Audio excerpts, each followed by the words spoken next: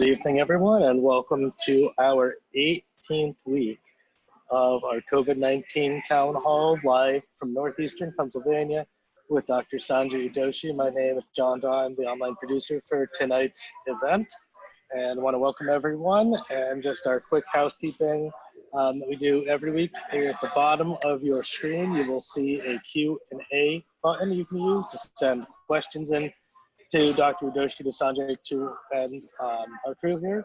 So with that, I'm going to turn it over to Sanjay. Hi, everyone. Welcome back. Hope everyone is doing well. Yes, so here we are, week 18. John, thank you for continuing to support us, to continuing to produce this event for us. And happy to say that a lot of feedback on what we've been sharing has been very positive, and looks like the town hall we focused on school and children last week was insightful, useful, and has actually spurred a lot of information flow into our resource page as well as the group page. And so we'll be discussing a little bit about that. Again, things are starting to get a little bit busier for me. So if I'm not able to keep up with instant messages and or emails, I apologize. So I hope that you bring them forward here. As always, we have switched over to the webinar format in order to provide a question and answer queue. And today we'll be having Terry both monitor Facebook for questions on the Facebook Live, as well as I will do my best to assist Terry on the question and answers panel. So again, best is to have this conversational whenever there is something that arises in the topic list that is poignant, and you have a specific question on, stop me, stop us, and go ahead and interject your question. Our preference is for this to be an information share, and it's always best if it's two-way. So thanks again for everyone for joining us, and I'm going to start here with the topic list.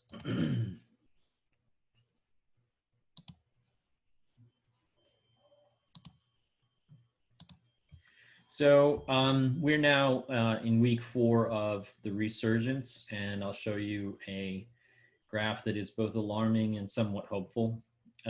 Today, we're going to focus on a couple of papers and research that has gathered information on how difficult it is actually to recover for some people. We have continued to bring forward information about how 80% of those who suffer from COVID will recover without much of a difficult recovery period, but about 10 to 12% of people do recover with significant morbidity. And that morbidity can be something as simple as difficulty breathing even 2 to 3 months after recovery, and some strange ones like sun sensitivity, muscle and joint aches, and there is a persistence of even COVID, what they call COVID fog, which is a difficulty concentrating, and other morbidities. So morbidity is a technical term, but basically it is anything that follows you after you get sick. And so you've recovered, and for some reason or the other, the virus has left you with some debilitation. It could be a simple one, or it could be a complex one. Morbidities as difficult as a cardiomyopathy that reduces the efficiency of your heart, complicated as liver dysfunction or acute kidney injury. Those are all categorized as morbidities. But again, there are mild, moderate, and severe, and we do know that about 10 to 12% of all that come down with COVID will have some form of mild, moderate, or severe morbidity. Now, why is this significant? It's it's really significant because of the numbers that we're seeing in our country. We're now fast approaching 4 million confirmed cases of COVID, confirmed over the last 4 months. And so that's a run rate of about 1 million cases a month.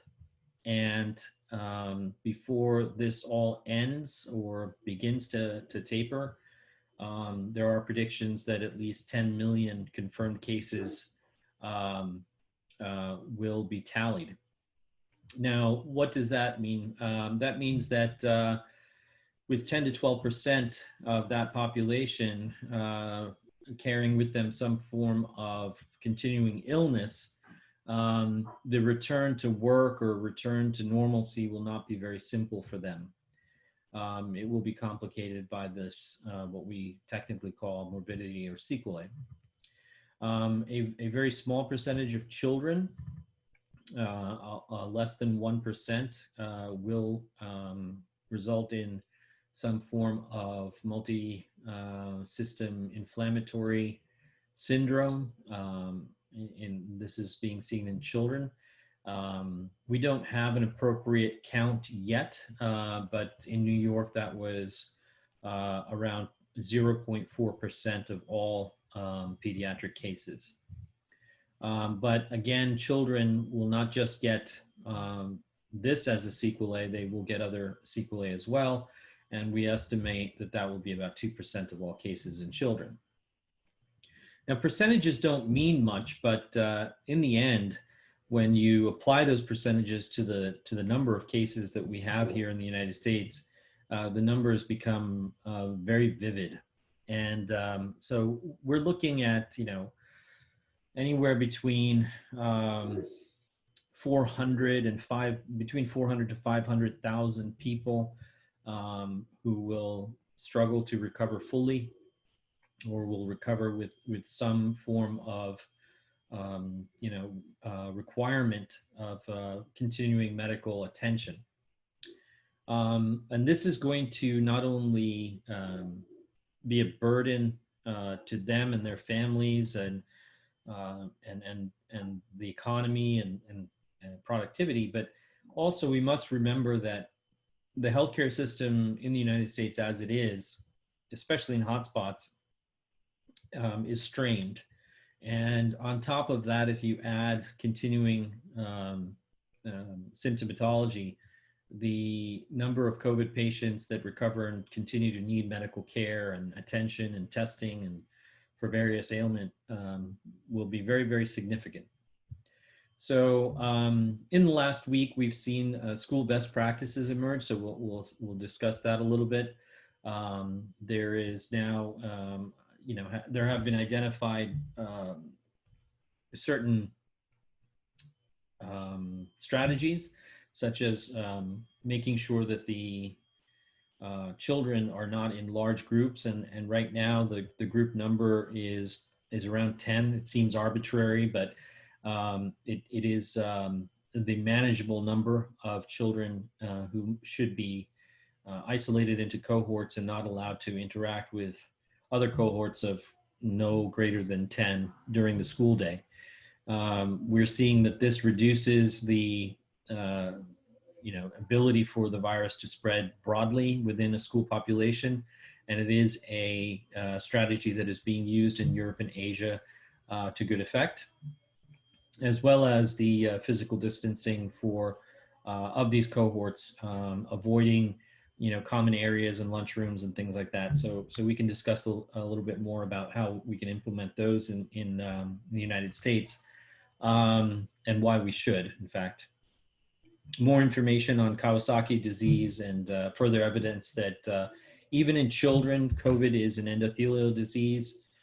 In children aged greater than 10, they are as susceptible and as likely to spread as asymptomatic spreaders as adults. There's new information that has been published about that. And the reason this is significant, and we discussed this about 2 weeks ago, is that children of that age group have the lung surface area and lung mass, and that is not yet adult mass, but it is large enough to and mature enough in terms of its receptor requirement, like ACE2 and TMP, RSS2, et cetera, that these children definitely can get COVID. They most definitely can spread COVID as asymptomatic spreaders. And this is significant because in the less than 10 age group, though they are less significant spreaders, we believe that the average age of those who will most likely have a rare consequence called COVID-MIS-C, the average age will be around 7 or 8 years old. So MIS-C will be much more rare in the above 10, but more common in the less than 10 age groups. We'll cover a little bit about testing and vaccine development. And one advice that I'm giving and that I've gotten from other physicians who are trying to ensure that the test results are not, the testing reagents and process and everything goes into testing is not wasted. And what I mean by wasted is if you have to wait 8 or 10 days for a result, that test is a waste. There's no point to it. That you are then unaware of whether you are carrying the virus or for 8 to 10 days. And unless you are completely isolated from the rest of the world, not knowing is as well as not getting tested. So we're trying to, the new advice that will come forward, we tend to be about 2 weeks ahead of the curve here, is that unless you know that your testing center will get you a result within 48 hours, don't get the test. So what that will do is it will, unfortunately for now, it will reduce the testing demand and allow testing capacity to catch up, because testing capacity right now is strained across the country, but especially in the hotspots. People are waiting in lines for hours, in fact, for 4 to 8 hours, in fact, in some areas as of last week to get a test. And then those test results are not coming back to them in a timely manner. So unless your testing center can guarantee that you will get your result in 48 hours, do not get a test. We're gonna have a discussion about antibody tests and are they getting better and are they relevant? And what it is about antibodies that we've learned in the last couple of weeks and months. New information on antibodies. As you recall, about 5 weeks ago, Terry, that you got your antibody test. So there was a kind of a interest to get an idea of whether these antibodies are actually protective and what it actually means in case you feel like you may have contracted COVID in the very early stage of the pandemic, and now there's more information on that. So we'll talk about the vaccine candidates that have advanced. We have 2 leaders and then 4 other candidates that are close behind. So as I usually do at the end of the topic list here, I pause and see if there's any questions. Okay, Cynthia Lacey didn't have a question, but she did say that her antibody test came back negative. Okay. Now, can we bring Cynthia in and ask her? Sure. Sure.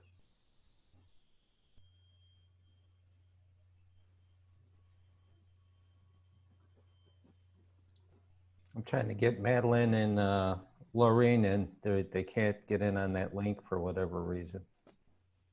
Do you have the invite? Yes, well, There we go. Okay. Hi, Cynthia. Hi. So you said that you were getting tested last week, right? Yeah. And you got your result. How long did it take? About 36 hours. Oh, that's very good. It was quick, yeah. And which lab did you use? I went through LabCorp. Okay. And they said they used the Abbott Labs test. Okay, and you went specifically for an antibody test, correct? Yes. Now, what prompted you to go for the antibody test? I had some mild symptoms early on. It was like maybe 36 hours. I was feverish, chills, uh, diarrhea, vomiting, Okay. the whole And was schmear. this in March or February or earlier than It that? was like March, I think. March. Okay. So there's good reason. Now, one of the things that we were hearing about the antibody tests is that, now without getting into the technical terminology, that the tests themselves were looking, very specifically for a part of the virus that stimulates a specific antibody that's developed, and then obviously it's looking more specifically for IgG, which is the class of antibody that comes in after the infection has passed, and the body starts to build up a memory, or kind of an immune memory to this. We're one of the pieces of information that I wanted to share with everyone is that I talked to Dr. Sunil Nuthi, and he is a researcher, both an MD and a PhD. His PhD and area of expertise is in immunology, and he's on our COVID resource page. I asked him about his opinion on antibodies, what they actually mean 2 to 3 months after you have gotten better, right? And as Terry did and as you did, getting testing to kind of realize whether you were actually sick with COVID. Okay. Other reasons people get the antibody test is they feel like if they have the antibodies, there's a lower threshold for concern over. Well, no, I want to cover this because it's not mine. Yeah, that there's a lower threshold for concern, that they would still mask and they would still distance, but they could, they would be more comfortable flying. They would be more comfortable knowing that they have some immunity. Now, the question in the scientific community is, what kind of immunity is that? Is that a immunity that is short-lived?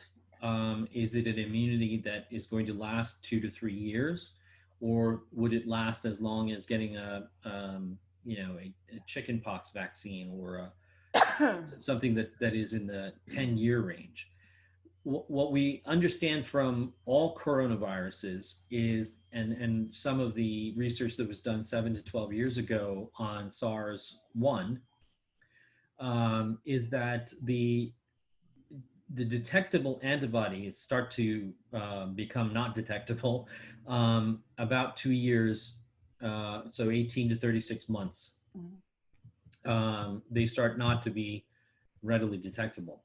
However, there is a nuance here that people need to understand without knowing all of the intricacies of the immune system. We do have two types of blood cells. We call them T cells and B cells. T cells tend to have the short-term responsibility, and B cells, or memory B cells specifically, are the ones that will stay quiescent, and they'll just hang out in your lymph nodes until the body is challenged again by a similar or the same infectious agent. So there's no easy way to test for B cell immunity. Let's say 3 years from now, if you were to test for your, we have a couple of people that have joined our town halls in the past that got tested for antibodies and tested positive for antibodies.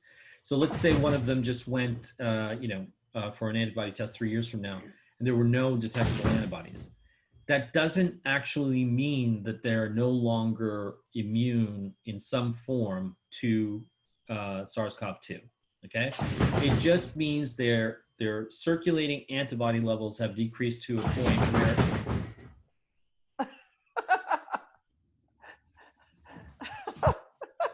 Somebody wants to join the meeting. Rocket, come here. What are you doing? Why? Show your face. Show everybody your naughty face. All right. So yeah, so there is another form that's of immunity that is not, a blood test. That the antibody tests that are currently available are really just testing for that IgG protein.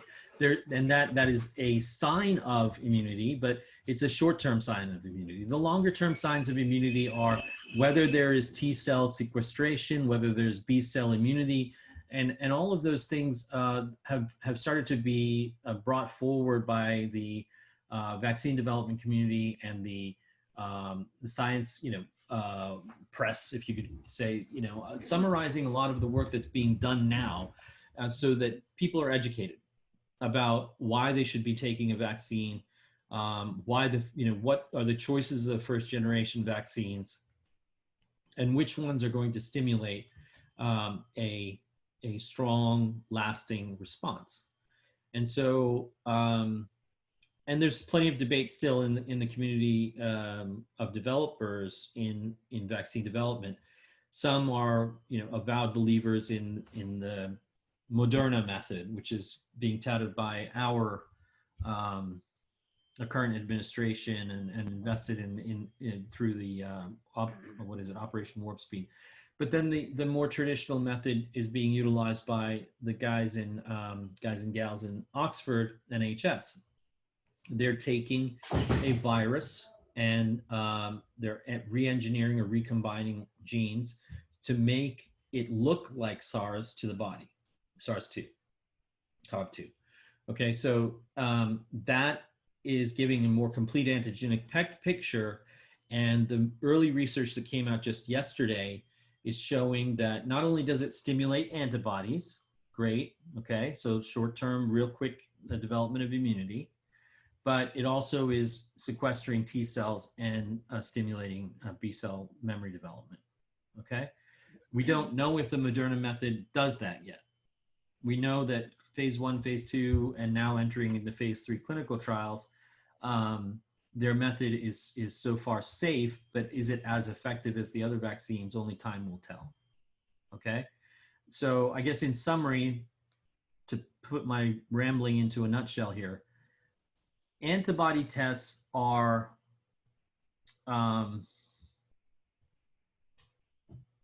pointless. Okay, even if you test positive for antibodies, and we said this 10 weeks ago, that does not give you a license to go around licking doorknobs in hospitals. Okay, right? So it just is a measure of your state of your relationship to the pandemic right now. You've graduated to kind of a different population. You've graduated to those who have survived COVID and now possess some level of immune response, detectable immune response, okay? That detectable immune response then gets subdivided into, are your antibodies neutralizing and effective, or are they they've just been produced and they're just gonna tail off in a while? Because the antigen that they were created to battle, is it exactly the one that's the most dangerous to you? That part of the virus isn't the one that's most dangerous to you. And I've shown pictures of the virus and the different envelope proteins and the spike and all that stuff. Well, your body kind of decides which one it's going to fight. And in the end, it ends up developing multiple antibodies to multiple parts of the virus. And it all depends on what we call the level of inoculum. So if you get a deep infection, okay, it goes into your lungs and causes mild pneumonia, and you get over it, as 80% of people will. Cough, fever, malaise, all that stuff. If it's a deep inoculum, your immune response is going to be strong and vigorous, and it's going to be longer lasting. If you had a very mild, small inoculum in the upper respiratory system, and you had a very mild fever, very mild cough, you were over in 3 to 5 days, it's not likely that you will have a lasting immune response or a protective immune response. So the question becomes, can someone become reinfected? And the answer is probably no in the very short term, but yes in the longer term. So, what is short term? 3 to 5 months, 6 months. Reinfection is going to be very rare or unlikely. Beyond 6 months, it could be more significant risk. Okay. But what about herd immunity? Oh yeah, total fallacy. Total fallacy. Sorry. Yeah. Oh well. Okay. So yeah, that goes back to Terry. That goes back to the numbers, right? So almost 4 million confirmed cases actually means 40 million cases in the United States, because papers out of all over the world are showing that even if you have one confirmed case is equal to 9 unconfirmed cases. That just means that 9 other people didn't come forward and get tested in time to actually be part of the tally. Okay, so if you it's a proxy. The confirmed case count is a proxy. So and it is somewhat dependent on the availability of testing, sensitivity of testing, and all that. But in the best of all possible worlds, which is not the United States, but in the best of all possible worlds, one case would be actually equivalent to 3 undetected cases. In the United States, one case is equivalent to 9 undetected cases. So if you have 4 million confirmed, you've got actually 40 million people who have had it in the last 4 to 5 months. Okay. And then so once we hit 10 million cases, which I feel that we will before the end of the year, we will have had 1/3 of our population infected by COVID. Okay, with 1/3 affected by COVID, that means 10 to 12 million people will suffer from morbidity. That means that seroprevalence will probably only be about 12 to 15%. So there's no chance for herd immunity, none. We've just figured out that there's no chance. There's just none. And it goes back to the nuances that we just described. Some people are going to have a strong immune response and have antibodies that actually neutralize and protect. Some are going to have ones that disappear in a few months. That's the people in Sweden are saying, don't do what we did. Yes, exactly. That's so bad over there now. I mean, yeah, it's just not and they have, I think 10 to 12 times the mortality that their neighbors, Norway and Finland, have. So, and it's not like their economy is, booming compared to their neighbors. In fact, their neighbors, because they took measures for control, are now seeing their economies come back online, and they didn't lose as many people, especially elderly and at-risk populations of people that they could have saved. Okay, this is never a very fun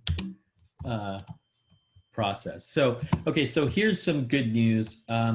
Dr. Fauci, the alarmist, said that we could see a day where in this resurgent or this horrific graph that we're looking at, we could see 100,000 cases in a day.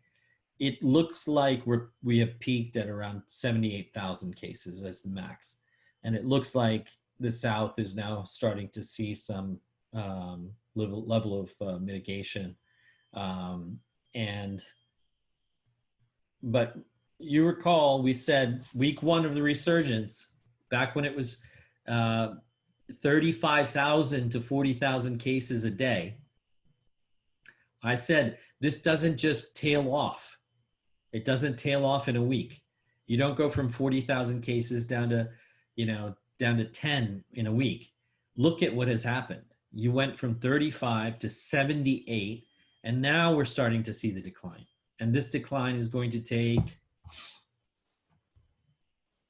1, 2, 3, 4, 5 weeks to come back down to previous baseline. And previous baseline was 20,000 cases a day. This is a horror show. And this is why we can expect 10 million cases confirmed by the end of the year. Because you can't bring this is like an aircraft carrier. You can't, it's not a speedboat. You can't turn this thing around on a dime. You know, this is a big thing, and turning it requires a huge amount of time and space. So it's important that this graph is understood for what it is. This is New York at peak, guys. New York at peak, Northeast at peak, right here, back here, April. Morgues being set up, in refrigerated trucks outside of Bellevue. And look at what's going on just 4 or 5 days ago. So the severity of this cannot be understated. This is awful. And Terry, I know you're in the midst of you're in a state that is, we keep hearing the ICUs are getting full. There's just an overwhelming demand for both testing and treatment. And that's the case in Florida as well. But it looks like the last 4 or 5 days, 4 days, we're seeing a downward trend. So this could be good. It may be driven by Arizona that peaked before the other 2 states. Could be good. Don't trust the numbers. I don't trust the numbers either, but this is Johns Hopkins. I'm not looking at CDC data. Yeah, even just they have to get their numbers from somewhere, and if it's coming out of the state of Texas. Here's the secret. So Hopkins built their own infrastructure. Mm-hmm. Their whole school, their school of public health is largely regarded as the best in the world, and their computer science engineering group, their school, has helped in conjunction with their public health school build this network of reporting infrastructure. So it is not what you see generally submitted to HHS and through Centers for Medicare, CMS. This is actually an independent infrastructure that gathers data directly at the county level. But there's plenty of mistakes made at the county level, right? So this isn't all like private. All of our hospitals, whether they be nonprofit or for-profit, are private, and they all have a reporting requirement. As you saw when it got shut down, the different modules, they're called, are software-based forms, and you have to report whether they're cancer registries or heart attacks or whatever. They all get reported into the CDC, and so that's a different infrastructure than what is utilized by Hopkins. Okay, but the only reason I say don't trust the number in Texas is the count was taken away from the counties by the state. Oh, wow. Okay. So yeah. There's that. Well, there's all kinds of malfeasance now, or potential malfeasance, because it helps no one. There was, our friend Sandra talked about how there are two things that are readily identifiable. On the left, in general, she feels, and perhaps we can agree, that we've taken this whole thing pretty seriously, more to the point of being accused of being fear mongers, right? And the right has not taken it seriously, nearly as seriously as they should, right? That's the dichotomy now, and it shouldn't be like that. This is ridiculous. The equivalent would be a terrorist attack where half of the country is like, no big deal, and the other half of the country is like, has got their hair on fire. I mean, as Americans, we should all we're an invasion, right? We should all take it seriously. This is affecting all of us equally. So it doesn't make any sense. But then there's the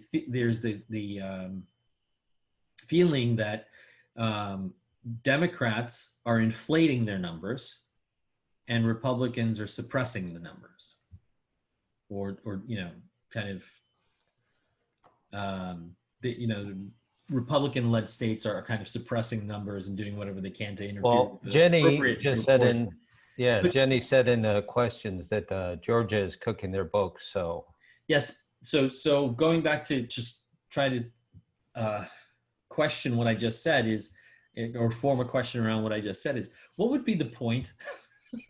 What's the point of Democratic governors inflating their numbers and Republican governors deflating their numbers? Like, who does this help? It helps. we thought all along that they were undercounting the numbers. Yeah. Even when New York was big and Chicago was big, and even in your area, Yes. the idea was that there was a drastic undercount. At the same time, there was a big push from the other side that, people dying of infected toenails were being ruled as COVID cases.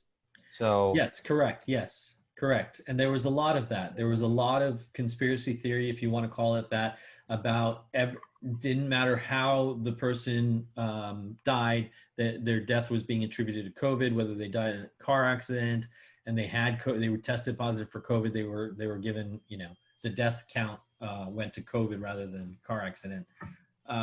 Whatever. The point is this: like we got news out of Texas that 3,500 odd tests that were antibody tests were added, positive antibody tests were added to the COVID tally. Okay. Okay. If those patients were double counted, in fact, they first got a swab test and it was positive, and then later got an antibody test and it was positive, that's a double count.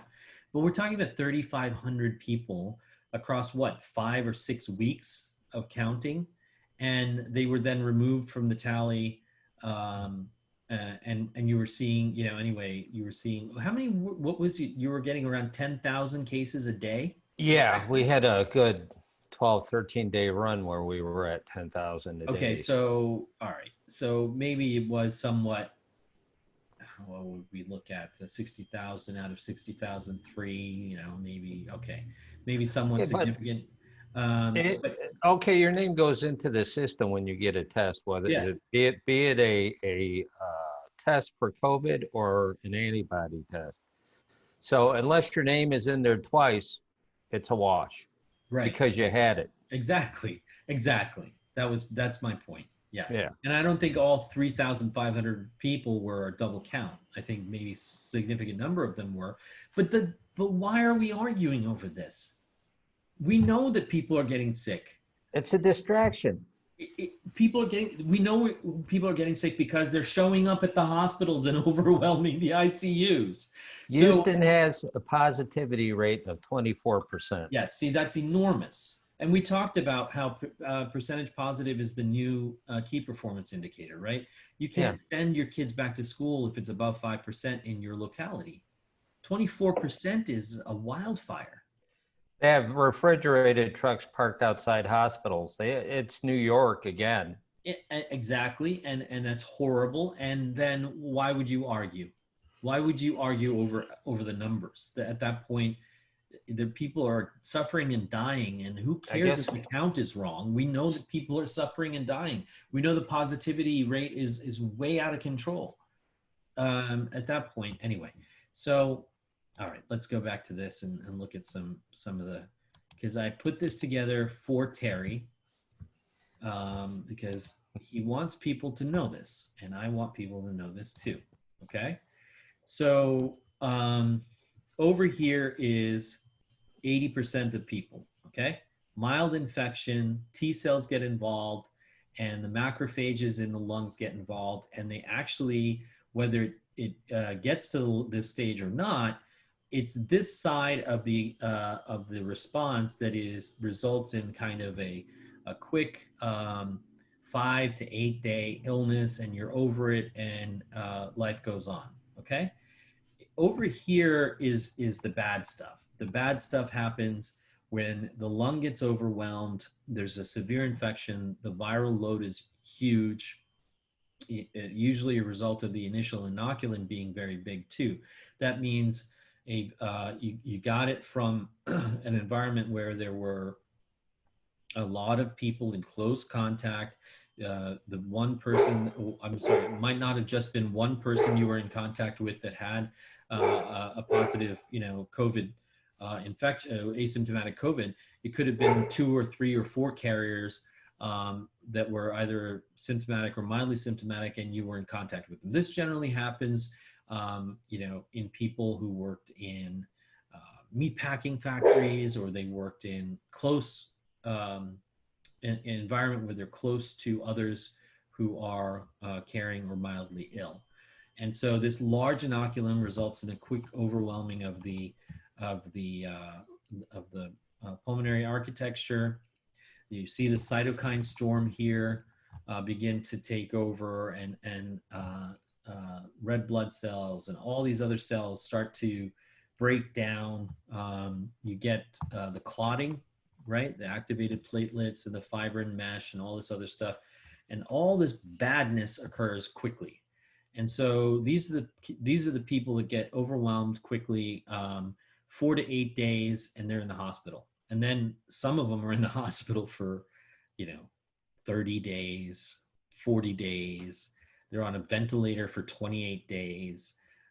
The stories are unreal. And they're not just 1 or 2 stories. We're looking at hospitals that have had hundreds of patients, thousands of patients go through this over the last 6 months. Okay. So this is all bad. And this is part of why it is so dangerous when these patients are then presenting to the hospital environment late. What we know and what we've covered before is that earlier you present, then there's opportunity to do the things that we know work well, like monitor oxygenation, prone you before you need an actual physical assistance with breathing, avoid intubation, avoid a ventilator, because we saw in numbers out of Europe, only 56% of patients that this is pan-Europe, all of EU CDC reported 56% of patients who were on ventilators, only 56% survived.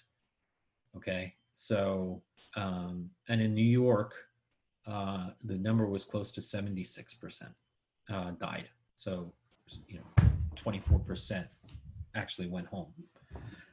That's horrible, and this is why this whole cascade of crazy cytokines, cell death, clotting, and we have talked about trimodal therapy. So physically take care of the patient's oxygenation, get them on dexamethasone and steroid to control the immune modulate them so that they don't go into the storm, and then obviously anticoagulate them so they don't get disseminated intravascular coagulation that affects the heart and the kidneys, acute kidney injury, and liver, and then et cetera.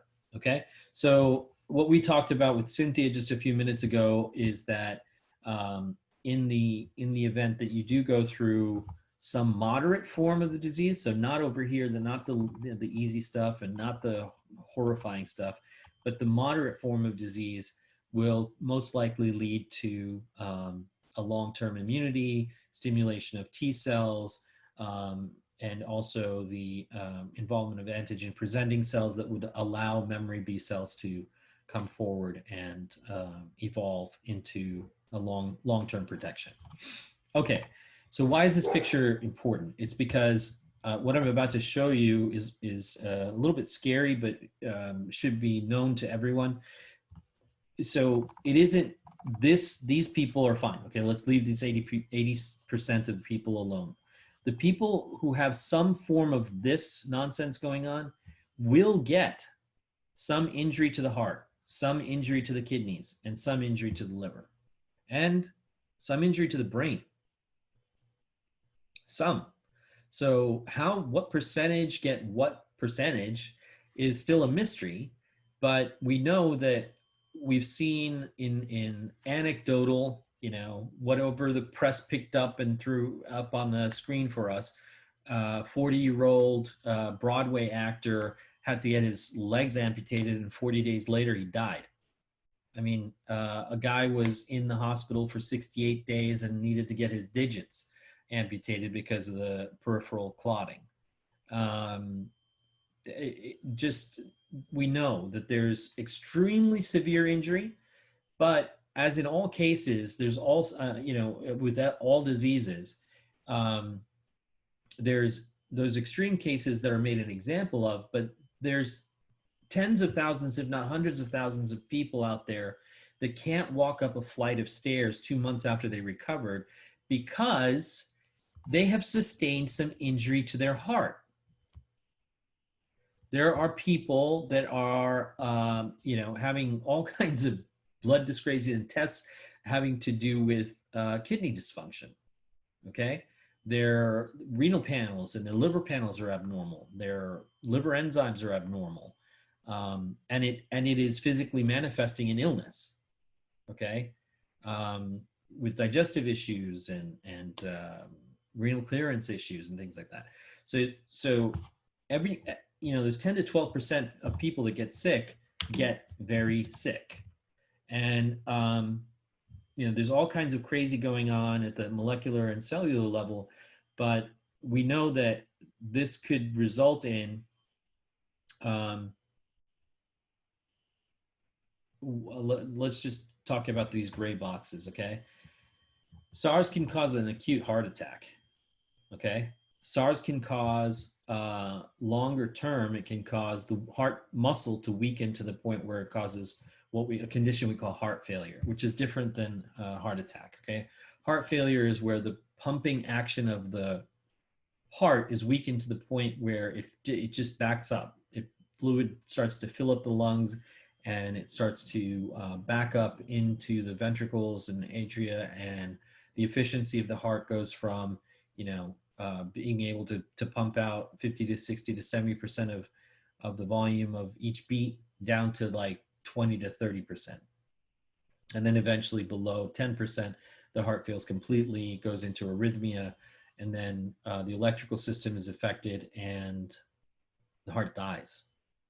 Not from ischemia, not from, the typical lack of oxygenation that you get in a coronary artery disease and a heart attack, but just death, cell death at the myocardial level, because there's no, all the signaling pathway, electrical signaling pathways get completely deranged, and the heart can't beat anymore. It can't do its job. And that's a result of the myocarditis. So we're seeing this. And in fact, a woman who contacted me through a friend on Facebook who is recovering from COVID out on the West Coast, had that breathing difficulty and walking, getting back to her routine, severe, very severe, okay?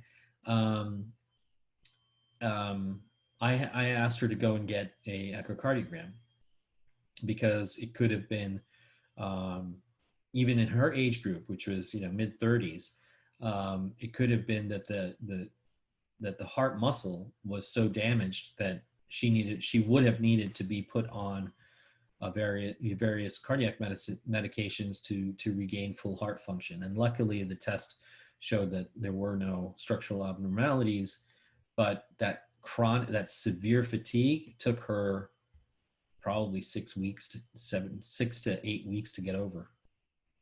And luckily it wasn't her heart, but in many cases it is the patient's hearts.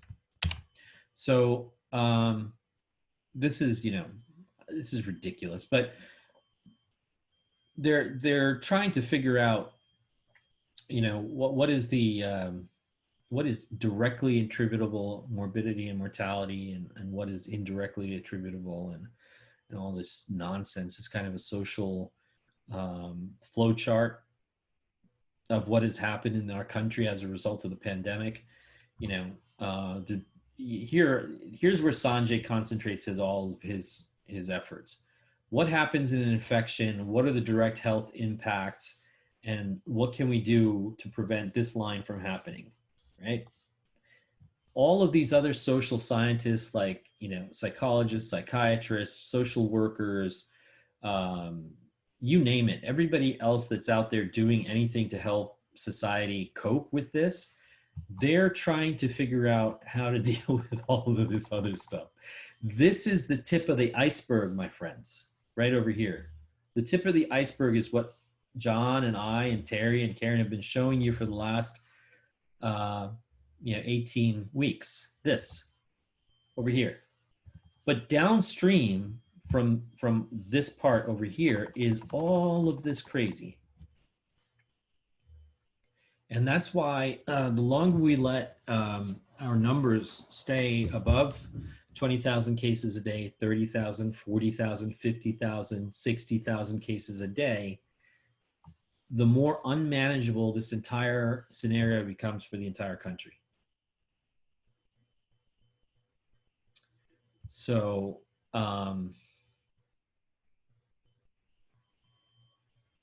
there's no, you know, over here, there's the trimodal therapy, there's the vaccine development, there's all the stuff that we are trying to do to help out over here.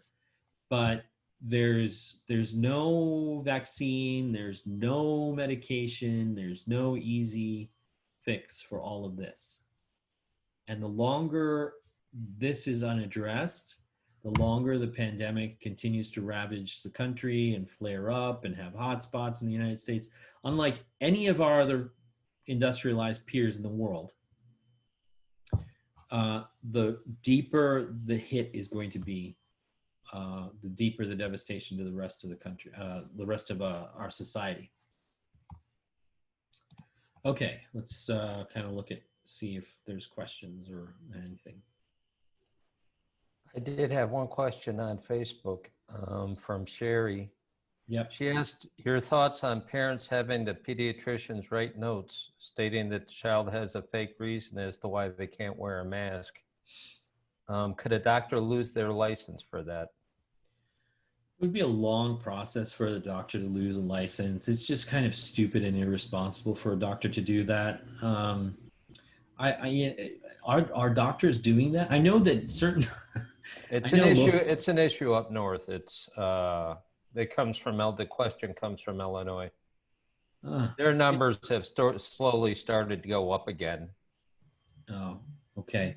Well, I mean, what is so Delta, for example, Delta Airlines said they're not going to accept physician or any other notes saying that there's an exemption for a person to not wear a mask on their flight. And they would have to individually look at each exemption, but you're just not going to be allowed to fly on Delta. So I would advise schools to do the exact same. These doctors can write whatever notes they want, and the parents can present whatever, you know, notes they want for their kids. But ultimately, the schools should say, "All right, well, if you're not wearing a mask, you're not coming in." So you learn from home, kid. Sorry. Yeah, I'm sorry. I mean, especially if the kid has something, you know, that is, that is actually dangerous for them to be in an environment where they could potentially get COVID, then sorry, there's just no way you would be allowed in without a mask. Now, we're having a debate over what age of children should be wearing masks. So, you know, we definitely know age 10 and above should be wearing masks. We definitely know this, okay? So what is the cutoff point? 4th grade, 5th grade, whatever grade will tolerate having a mask on for 35 to 45 minutes and then give them a break, they reasonably should be asked to do that, okay? what you will hope is that they won't be doing that in April of 2021. They will have to do it in September. Do you understand what I'm saying? That at some point, the percentage positivity in the country and in their geography and in their locality will drop to a point where we can change our strategies. But our strategies have to be extremely vigilant to begin with. Because if they're not, then that school is going to shut down 3 weeks into the school year, or 5 weeks into, or 6 weeks into the school year. Then what are you going to do? Okay. Well, so, according to the governor of Missouri, they're going to get it. So let's bring them on into school. Yeah, I saw that. I really thought for a second, he really thinks it's like chickenpox. I think he really thinks it's like chickenpox. I think there's a segment of the people in charge who really believe in herd immunity. That's the only other reason that would explain their actions and the things they say. And I've heard it from people all over the country. And it's unspoken, but it's like that's the direction they want to head. Yeah. Yeah, but that's so sad that has been put in our consciousness as a potential reason for just behaving as if nothing is dangerous or nothing is out of ordinary here. If your antibodies lasted you 10 years, there might be an outside shot at it, you know, but the cost would be just horrific. Yeah, and Dr. Fauci was talking to the my favorite group of nerds this week in virology. I watched that. Yeah, you saw that? Yeah. Yeah. So, I mean, that was an excellent interview, right, Terry? Like, he was just very, very direct, and he said, look, there's a fallacy here. Our serologically, we're probably not even close to up in New York. They're probably, having endured the first wave, and now 2 to 3 months later, seroprevalence is probably around 10 to 13%. You remember he said that. And everywhere else in the country, it's got to be less than 3 to 4%. And now we're 6 months into this. How long do you think it will take us to get to 80%? And how many people are going to die before now and then? And how many people are going to end up with, all of acute, chronic kidney disease, acute liver injury, myocarditis, cardiomyopathy? Like, what are the numbers going to look like? It's going to be horrendous. And another friend, Mike Kidd, who I've been reposting. I've seen this stuff, yeah. Great. I mean, he's outstanding. He has gathered the data, and one of the things he said a couple of weeks ago, I don't see how it's optimal to run our healthcare at capacity for the next 18 months. You can't. That's not an optimal scenario. People will either fall off on the job or quit. So we have to get this under control. I mean, I just, here, let's look at some other stuff here. Okay. So I was ranting, sorry. No, it's okay. Okay, this is a vaccine thing. I think it's in the wrong place. I'll show it to you later. So here's okay. So everybody has agreed across the planet that this is not the flu. It's not pneumonia, which has a number of different causative infectious agents. This is not just a pulmonary disease. This is characterized by lung injury to begin with. And so you do get fever and breathlessness and malaise, and you do get fluid infiltration and disturbance of the lung architecture. But ultimately, the virus's superpower is twofold. One, it can sit around and do nothing in some people for 8, 10, 14 days, during which time it is replicating and it is able to then spread to other people, because those people feel fine and they're walking around as if nothing is wrong with them, or they just don't know. More likely they don't know. That's its one superpower. Its second superpower is once it's done with the infectious phase, which is grabbing hold of what it needs to replicate in the body, it then goes on to injure the lining of your arteries everywhere. Okay, and I'll show you pictures of this. Okay, so let's start with the lungs. So this is the lung section of an autopsy from a COVID patient that succumbed to pulmonary thrombosis, which is an infarct of the lung tissue. The lung tissue dies and turns black because clots form in it and blood can't flow through it. And then when that happens, the lung both fills up with fluid, which is pneumonia, but it also consolidates. So what that means is it turns into a sponge that kind of hardens and then can't hold any more either air or fluid. So it's horrific. Okay, so that's what you see over here is what we call gross anatomy, the gross picture, and this is the histology or the cell level. Okay, so the cell level shows that the architecture of those nice little bubbles in your lungs that are filled with with air, okay, they break down and they start to fill with fluid, and there's a reaction to that disturbance of architecture that is called inflammation. So inflammation begins when the normal architecture, which is usually air-filled, starts to get not air-filled. So you can't breathe. Okay, so air, no air. All right, and then inflammation then results in cell death. Okay, so cell death is nice pink, then dark brown, black death. Okay, so that's one. All right, so we all know that this happens in moderate to severe cases of COVID. And in the most severe cases, this just leads to death, right? We don't have, the ventilators actually cause more damage here and lead to this, but by the stage that you get them intubated and you try to force air into this kind of an architecture, look at this. You're just gonna, and there's nowhere for the air to go. It just damages the lung. Okay, there's nowhere for the air to go.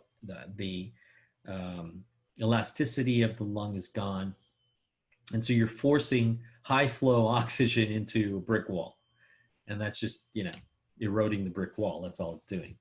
Okay, next, perivascular inflammation. That means all of the area around the little artery. So this is the lumen of the artery. Right here, you see the red blood cells. Okay, all of this gets inflamed. So even if there's blood flowing through it, oxygen and carbon dioxide can't exchange. Okay, so there's blood flowing, the heart's beating, you've got a heart rate of 140, the patient's trying their best to breathe, blood's flowing, and it's not releasing carbon dioxide and it's not picking up oxygen because there's this inflammation. Now, this is the beginning or the start of the cytokine storm. So when you have all of these white blood cells trying to do their work, in close quarters to the virus replicating itself, it just makes the air exchange or exchange of oxygen and CO2 completely inefficient. Then the endothelial damage begins because you can't have that kind of a lack of oxygenation last very long before the tissue starts to break down. So tissue breaks down, the architecture, which the bronchioles and bronchioli, all these tiny little tubes and stuff that are made of cartilage at the microscopic level, they just start to break down. Okay, and then the lung kind of consolidates and then clots. Okay, so these are all the clots beginning to form in here. Okay, all right, so then thrombosis. After that, thrombosis are clots. So you've seen all that happen. Now clots are not just happening in your lungs, they're now disseminating out to your muscles, your joints, your heart tissue, your liver tissue, your GI, which causes diarrhea, GI disturbances, and all this other stuff, along with the difficulty in breathing. There's all kinds of other cytological abnormalities as the cells struggle to regenerate. So when you force the cells into overdrive, metabolic overdrive, they make all kinds of mistakes. And so they don't repair themselves correctly. And then you get development of kind of fibrosis, okay? This is what we call the fibrosis, where the lung's trying to rapidly repair itself and it can't. So it's like, all right, just put something there. Let's just put something there, to keep the lung from collapsing. And fibroblasts and all of these other specialized cells go into overdrive, and the lung loses all of its normal pink, pretty architecture, and it turns into a kind of a fibrotic mess. And now understand, not just 10 to 12% of all COVID patients will see fibrosis. A significant portion of those who also recover without much issue will see some fibrosis, which makes the recovery kind of longer, okay? So thrombosis, inflammation, fibrosis, all kinds of badness is part of the COVID equation. So anytime you reduce or clot in the liver, the liver's normal function is to produce, oh God, it's the super mega factory of the body, okay? It is literally where everything is processed.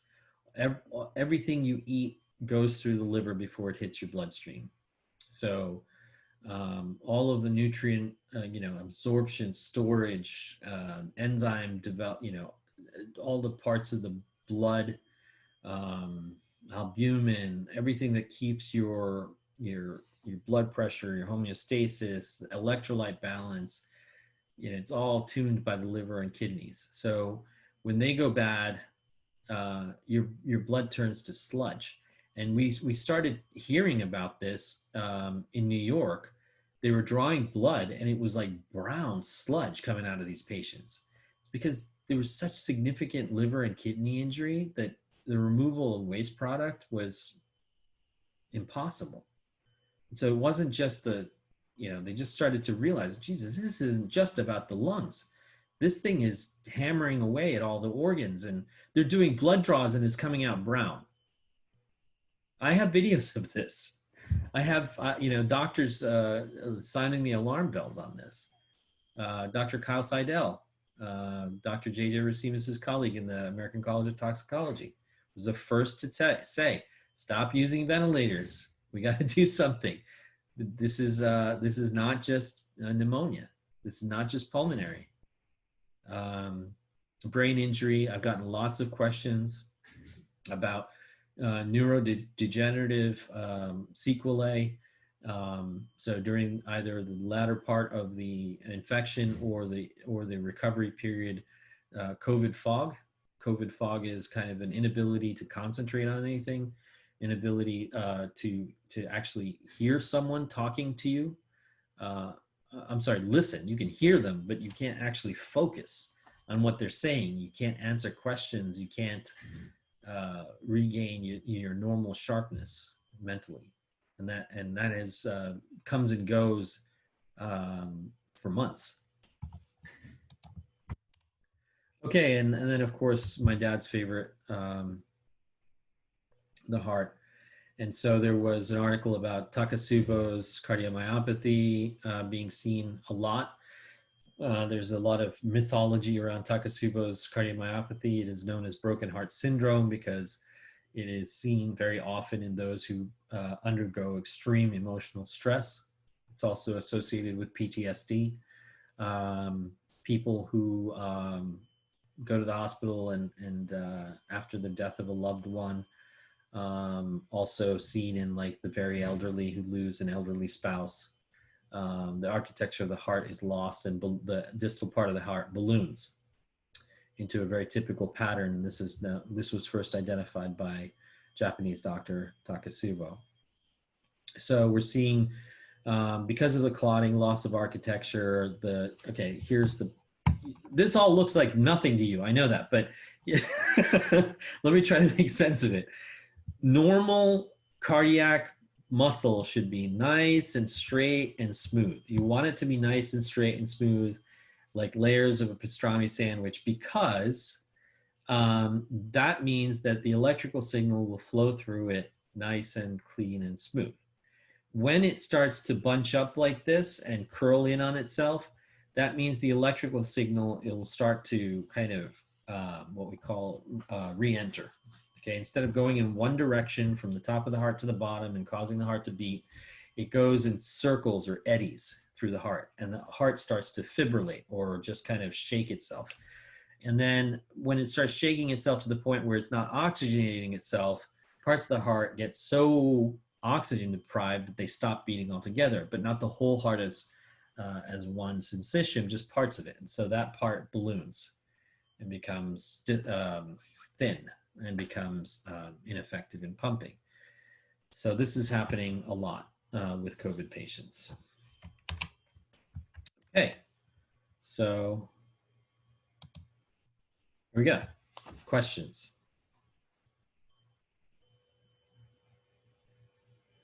All clear right now on questions. Okay, so let me see what topics we have to do here. So let's not just drone on, let's focus on whatever people want to talk about. Of these topics like kids in school, how to know that your kid might have some form either of the COVID infection or has recovered from COVID and might start to look sick again. Do you want to talk about that, or does anyone have stories of kids, schools, and things like that? Camps. Go ahead.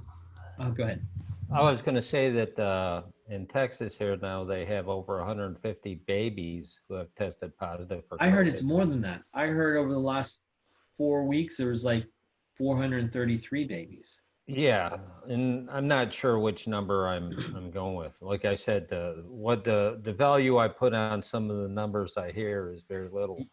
Yeah, there was a lot of rather let's just call it false or distorted information at today's task force briefing. I didn't get the whole part, but I didn't get to watch the whole thing, maybe thankfully. But downplaying children's susceptibility and ability to spread and is a horrific mistake.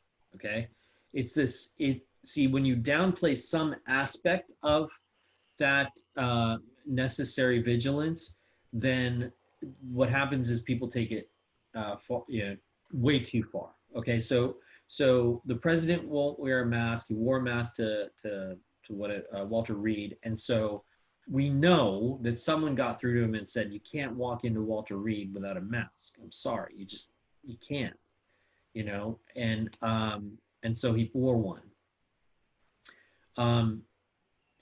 Them standing up there and saying, it'll be fine, kids need to go back to school, the science is with us, they don't get as severe course of disease, they get over it more quickly, and all this stuff. When you start that slippery slope of downplaying, I should finish my thought on the president. You spent 5 months denying mask usage as a appropriate response to this. You did not institute a national mandate, and now you've got a too little too late, photo op. You can't start with your threshold being this low on discipline and vigilance with kids, and then after things hit the fan, shit hits the fan with children and schools, raise it a bar and raise it a bar. Okay, maybe, age 10 and above, we're going to have them masked. No. Start as you intend to finish. Start as you intend these schools to get through this year.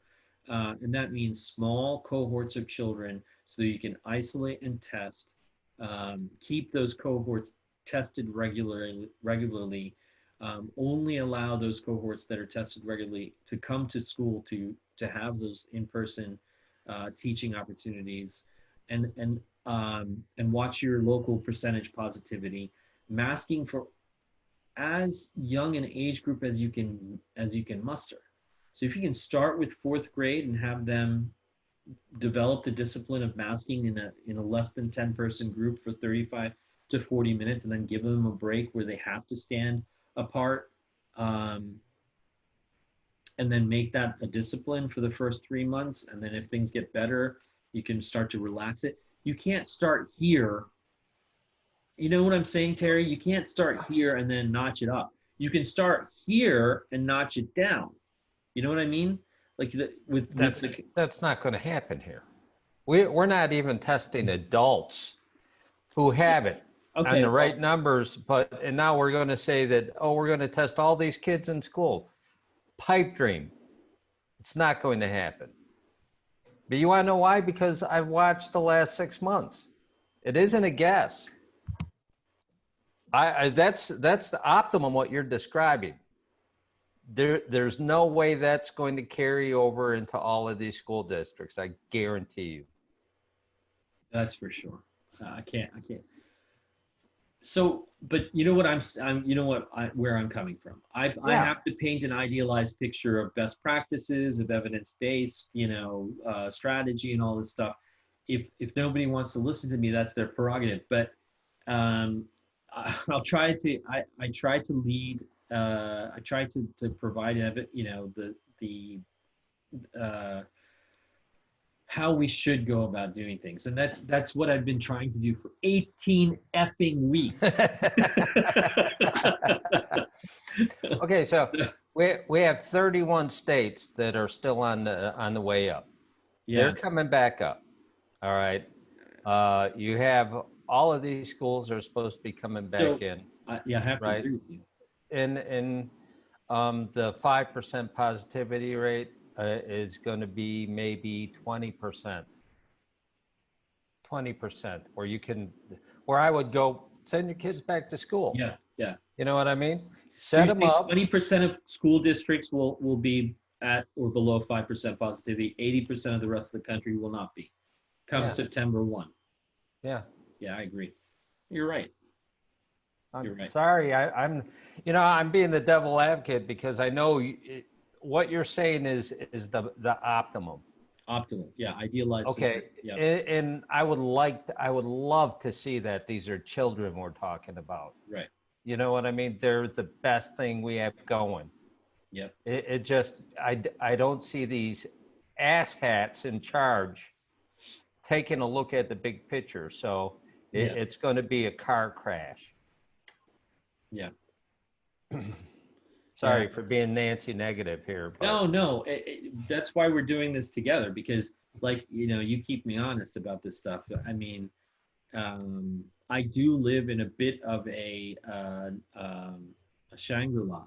I'm in northeastern Pennsylvania, kind of a upper middle class, affluent community, not high population density. I get to send my kids to a small classroom, private school. Everything I'm talking about is utterly possible in my world. Right. Okay. But in the real world, I know exactly what you're saying, because I've seen I lived in the real world. I have seen it. I know it. I was educated in West Philly, University of Pennsylvania. I was mugged at knife point by a 12-year-old my sophomore year in college. So no, I mean, I know what America is. I know what it, like you said, 20% is capable of maybe accomplishing it. But you're right. We are so unprepared to restart these schools. And that's why I found it was so disturbing to hear the unbelievable absurdity at the task force and the briefing, the press briefing, I think it was yesterday, about the science being with them. It's not. The science is most definitely not with them. They were saying 2 weeks ago that they were not going to let the science stop them from opening up the schools. That was their exact quote. and Bimbo Barbie, the press person, even repeated it after President Harkonnen said it. So, but the thing is now that they've crossed over, right? I have tried very hard to keep our conversations apolitical. Sorry, something's not right. Wait a few minutes and try setting up again. Thanks, You Google. can also try unplugging your device You're and right. plugging Something it back is in. not right, Google. You're absolutely right. There's something not right with this whole effing country. So I've tried to keep it apolitical, but so the problem with that is if they're not going to keep the science, respect the science, then I can't respect that boundary either. If they're going to attack Dr. Fauci, if they're going to attack the science, if they're going to write their own alternative facts about, I'm the guy that reads, all of the new science. I know what is going on I know how hard these people are working. Everyone from ICU, critical care, ER, frontliners, to researchers. We're literally running PCRs and gels and Western blots 24 hours a day for the last 5 months, sequencing the genome, finding candidate epitopes. You have no idea. We've got, I kept calling them my biomedical army. It's tireless. It's tireless. It's 24 hours a day. Every time the sun shifts a time zone, a new team wakes up and starts 4 hours after they left off. They just, where they need get on it. What do we need to do? What meds do we need to produce? What vaccines? What tests do we have to do? What would you have to learn about this virus today? And to step on our feet when we're doing this, I'm trying still to be apolitical, but it's very clear now that the EU and Asia has listened to their scientists and their biomedical community, and they have done the needful at the political level. They haven't been perfect. They've lost a lot of lives. Their response hasn't been flawless, but ours has been pathetic. It has been inexcusable. It has been inhumane. It has been, and it continues to be. You had a task force meeting and Dr. Fauci wasn't even there. No, he wasn't invited. Yeah. He actually was not invited. I know that he was on it. He was at the NIH. So we have a question on the Oxford vaccine. So I do have something on that. Okay. All right. I do have advice on the vaccine actually that I would like to share and see what your see what everybody's thoughts are. Like I said many weeks ago, God, we've been doing this far too long. There's various types of vaccines. I had a chart that listed the types of vaccines that are commonly used. And so here's what we have narrowed our strategies to, okay? A live attenuated vaccine would mean that we take SARS-CoV itself and we mess with its genome so that we remove its ability to be infectious. It can still do some basic things, like it may be able to replicate within certain parameters, but live attenuated vaccines are, we've used them before, okay? And what these basically do, the advantage that these vaccines have in the body is it's basically handcuffing the virus and throwing it into general population so the white blood cells can kick the shit out of it without getting hurt themselves, okay? So this gives your entire immune system a full antigenic picture of what it has to fight. It shows it the correct size, the proteins, the variation in different antigens, and how they relate to each other.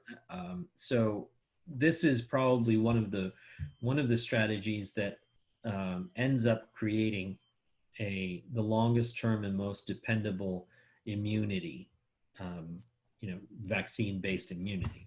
Then there's a viral vector-based vaccine, and this is the one that Oxford is using. I can't remember the exact virus they're using. It's a primate adenovirus. I think, yeah, it's some sort of adenovirus that they have re-engineered. And what they did is they inserted a bunch of genes from SARS-CoV-2 so that it looks like SARS-CoV-2, but it behaves nothing like SARS-CoV-2. So it's not infectious like SARS-CoV-2, but it has the spike protein sticking off of its head. It's got an envelope protein. So what does this look like? This looks like a bad photocopy of SARS-CoV-2 that you present to your immune system. It's like, oh, this is kind of what SARS-CoV looks like, or COVID. Now we know what it kind of looks like, and we can create antibodies and B cells and T cells and get ready for it in case we ever come across it. So to kind of differentiate between the two, this is the actual SARS-CoV-2, attenuated. We mess with its genome. This is not the virus, but it is a virus that is made to look like it. Okay, a sheep in wolf's clothing. Got it? And then here's just the protein. Okay, recombinant protein based vaccine is that this is great. This is easy to do. Like Sanofi and these other guys that are excellent at producing the flu vaccine and other vaccines that are leaders globally in producing huge amounts of vaccine in different diseases. What they do is they take a bacteria, or they take a eukaryotic cell, in fact, and they cell culture it, or they bacterial culture it, and then they insert the gene that codes for the spike protein. Spike protein is produced in gigantic billion titer, trillion titer amounts, and purified, and then put into a stabilizing solution, and that stabilizing solution becomes a vial of vaccine that's shipped off to 196 countries around the world, put in a refrigerator. Millions of doses are then available to inject into the arms of everyone. And what this does is it avoids all of the complexity of developing, your viral vector or attenuating the actual infectious agent. So what are we missing here? Why is this not as good as these two? It's because this doesn't give you the full antigenic picture. And you're likely to create huge amounts of the spike protein that will mutate, like we saw. Remember D614G that I showed you guys a couple of weeks ago? That protein, that spike, mutated. And that mutation caused a way for it to transmit more easily. So if we see another mutation next, quote unquote, season or next year, this year's batch of 1 million dose, 300 million doses is somewhat useless, okay? So this is not a great strategy, but it is a fast strategy, and it could produce rapid immunity in a very short period of time, the kind of thing that you could probably, the Russians are doing. Remember the Russians announced they've got a vaccine ready. That's great. Who's Terry, you going first? Well, it seems like a lot of the answers to their problems involve a bullet in the head. So I'm going to bypass on the Russian vaccine. Yeah. So this is easily produced. It's easily done. It's easily mass produced, but it's a hit or miss, right? If you get it out soon enough before the thing mutates or too many strains evolve, then it'll be effective. If you started to manufacture this and then 2 months into the manufacturing process, the dominant strain no longer expresses this protein, you're shit out of luck. So DNA vaccine is the DNA version of a number of different proteins. And so that could be like a solution that contains a spike protein, it contains the envelope protein, it contains the RNA-dependent RNA polymerase, and a bunch of other stuff, hemagglutinin, esterase. And that cocktail of protein is coded for this DNA, is coded for by this DNA. The DNA gets injected, it goes into your muscle cells, it sits there, and slowly gets produced over time, and your immune system then learns that this is foreign pieces of the virus, and then has an immune response to that. Again, better than just using one protein, but not as good as these two, okay? And then finally, mRNA vaccine is the Moderna method, okay? Operation Warp Speed. There you go, guys. Do you want me to explain why I will not be taking the Moderna vaccine and why it's last on this list? I would be cautious of any of these companies right now, because what we saw with the medication is there's a big game involved with the stocks. So, and the same thing is happening with these companies that are doing the vaccines. Yeah. So I take every blazing announcement that you get weekly about the vaccines with a grain of salt. Sorry. No, I totally agree. I totally agree because, yeah, this is a gold rush too, right? You know? Yeah. Oh yeah. Throw billions at it. There, money. Billions. Here you go. Yeah. What was that? AstraZeneca got 1.6 or 1.8 billion. Yeah. And that's the attenuated, not the attenuated, the viral vector. Yeah. And Moderna's got the mRNA. They have a huge grant too from our government. So yeah, I had a question. Someone asked me, Sanjay, will you be taking the first round of vaccines, or will you take a vaccine during the first round? And I went over this list with you just now to kind of give you my thought process. I really don't think it's fair that the general public doesn't know all of this. I don't think it's fair that a lot of people are just going to line up and get the mRNA vaccine and feel like they're safe. I think that's very unfair. And I know that not an 8th grade science education or even a high school science education or even a college science education will give you enough information or enough ability to process what I just showed you to make an educated choice, okay, for yourself as to what vaccine. And this is such a unique circumstance, isn't it? Because never before in my life have I been, have to go to a doctor and say, I don't want that vaccine, I want that vaccine, because we generally have them standardized. We have them, there's 5 years of randomized controlled trials showing the efficacy of this is X times better than the efficacy of that. And therefore this company has just been, given rights to it, to produce it and to produce it in the most effective form.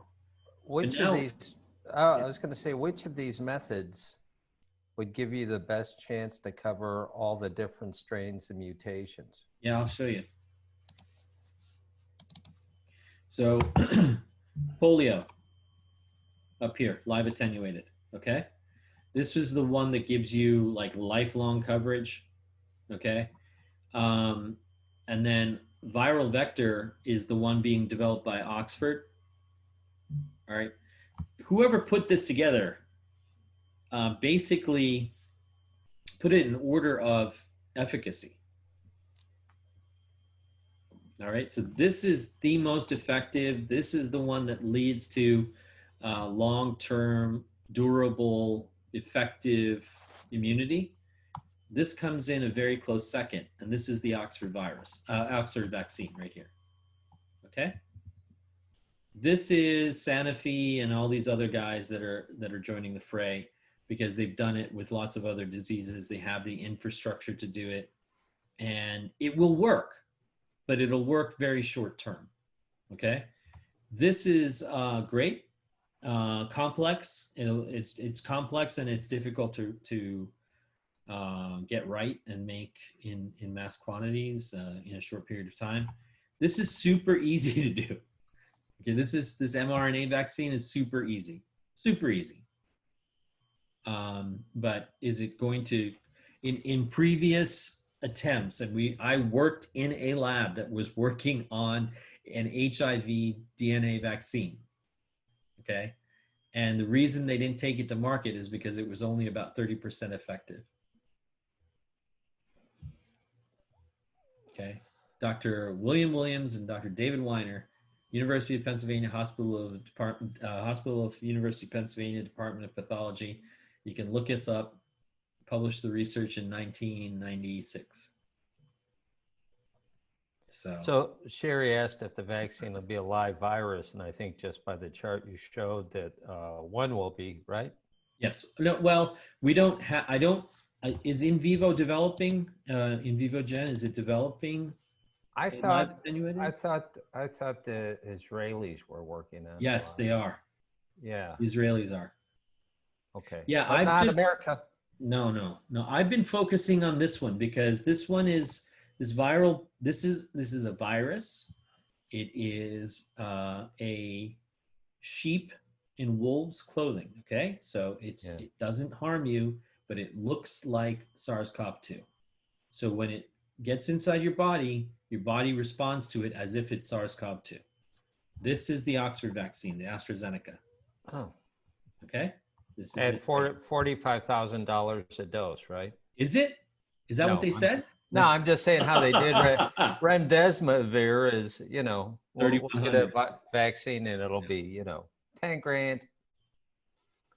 Yeah. So the polio vaccine was free. Yeah. So, hey, the guys who developed insulin sold it for $1. Look at what it's selling for now. Yeah. Yep. You're right. Exactly. University of Toronto. I think. Yeah, they were the ones. Yeah. Yeah, and sold it for $1, and now it's about $400 for a month's supply. Ridiculous. Jen said Cherokee County, where she lives, is only big 5 district left in the Metro Atlanta area that will start the year with in-person classes. All the while not requiring masks, enforcing distance between students or other safety measures recommended by public health guidelines. And the kicker is they cut bus funding, 24 buses axed from the fleet to save money, so they will be packing the kids in with a shoehorn. Sorry, I had lived that last part. So I have a question regarding the ethnicity mix of what you just described. Is it predominantly minority? That district?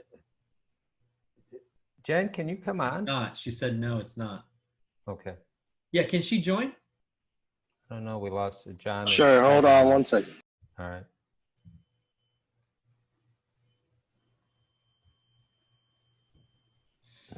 Sherry said that her daughter can't take a live virus. She's on immunosuppressants. Yeah. So, and her son she's keeping home just because the mask issue is a no-go. How old is the son? 8 years old. Yeah.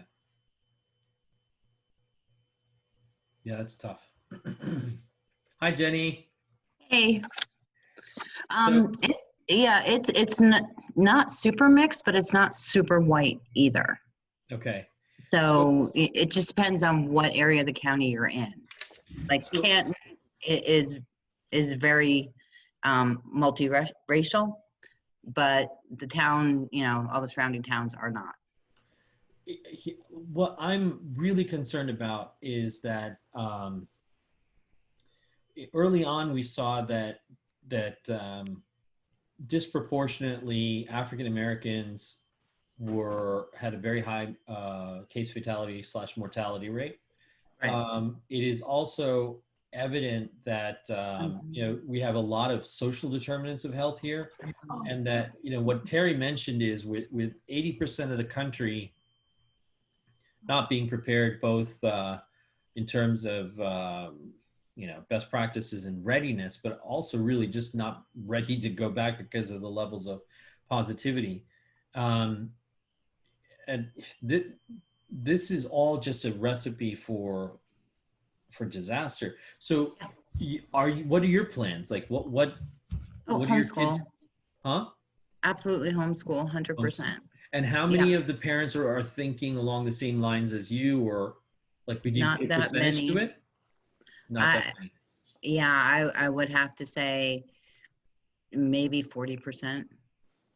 That's pretty significant. I thought it was like maybe 10 or 15% would keep them home. No, well, it depends on what town you're in, Yeah. and where you came into Georgia from. So if you have Tell me a bunch more of about this.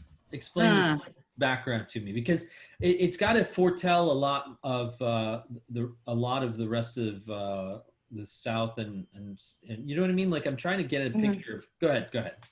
Okay, so people who have come to the South from the North or from other areas of the country are more apt to just, do the homeschool thing, take this a little bit more seriously. But the county I live in, it doesn't have a lot of that.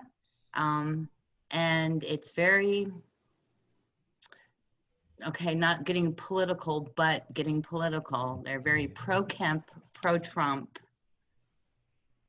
pro-QAnon type people.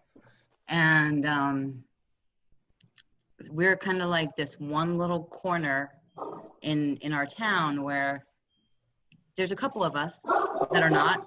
I've got 4 dogs too, by the way. Oh, awesome. And they're loud and they're big. Good. Anyway, so it is very much like, it's like the North Atlanta's version of South Georgia. So you can kind of equivocate there. I get it. And we're next to Fulton County, which they're going virtual. We're right next to Cobb County also, and their numbers are through the roof. I mean, we're like 10 minutes away. So, and we've had our highest death toll today for the entire pandemic, highest death toll, highest hospitalization rate, and highest ICU rate. And that was just today. So it's scary here. And, we have a house that has 3 people who are at risk. So we haven't really been out since March 7th. Wow. That's it. We've been here. My mom lives with us. Yeah. One of the girls here has asthma, and my husband has high blood pressure. So this is it. And my son, who doesn't live with us, his wife works at Chick-fil-A, and they had one of their managers. She's a manager too. They just different shifts. He came back from a Michigan Christian retreat that he flew on a plane to and came back COVID positive. And so now they didn't shut the Chick-fil-A down. They didn't even really clean it. He tested positive, got the test results on Friday, and they've got a baby. And so, so now we're all waiting for the COVID tests and everything else. It's ridiculous. It's absolutely ridiculous. And how has been access to testing and it's turnaround? Horrible. It's horrible here. We couldn't find them a test before the 26th. Somebody canceled it, a CVS, and we got her into it, Kari into it. And then another one of our friends, they ended up in a line for 6 hours to get a test, and turnaround time, he was told 8 to 10 days. Wow. Yeah, it's useless. It's useless. Yep. And she was told, 4 to 7 business days. So it's at that point, it's purely diagnostic. It doesn't help anything or anybody. Yeah. And certainly not a 9-month-old, So it's scary. It's terrible.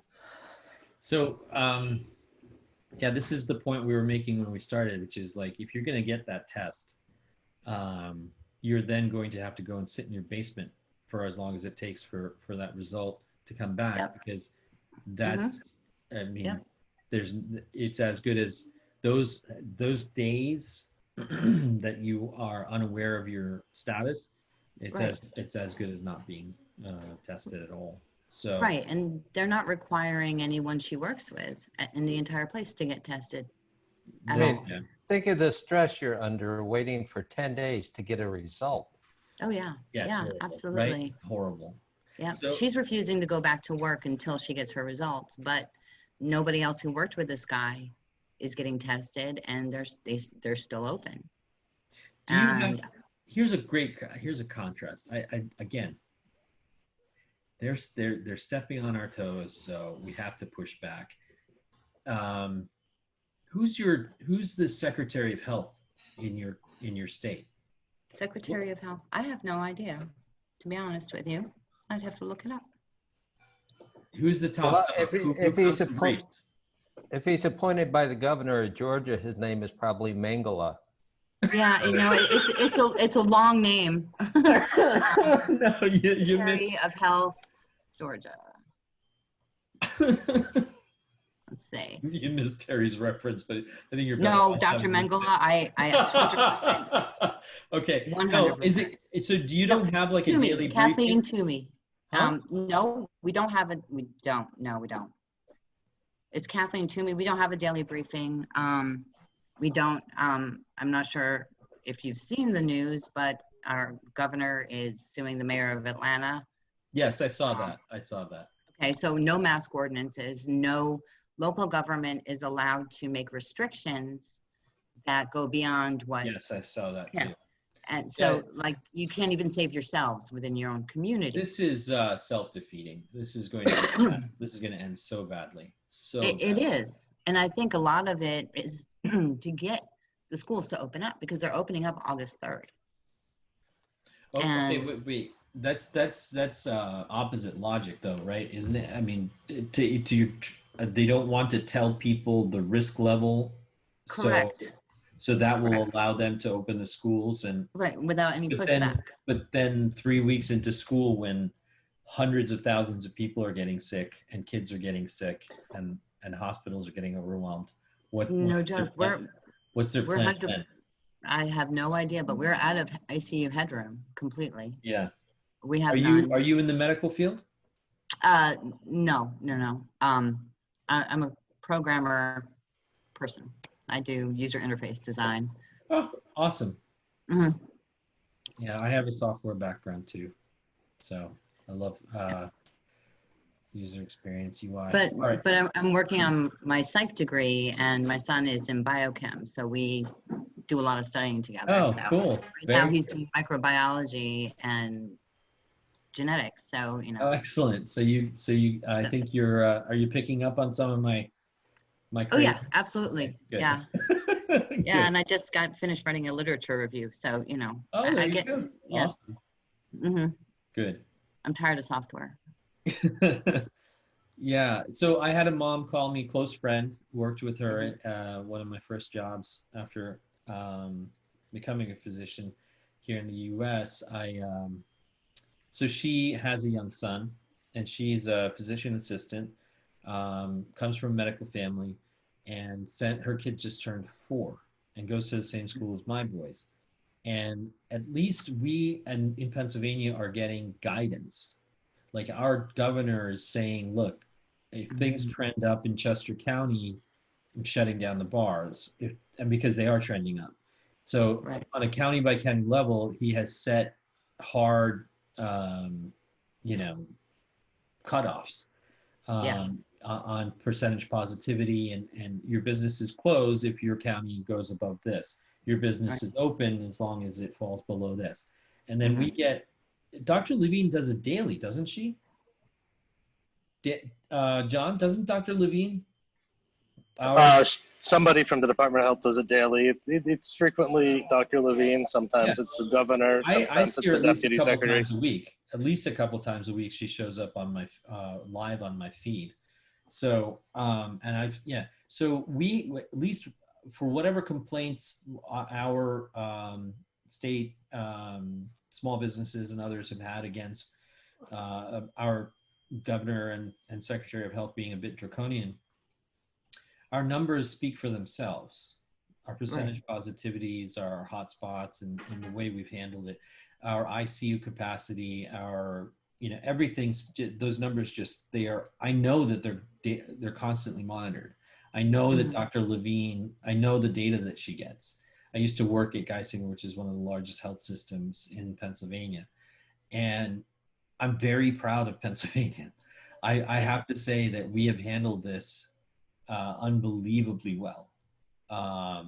We should be extremely thankful to the leadership. And I'm so surprised that Atlanta is a gigantic city. We've got Pittsburgh and Philly, Right.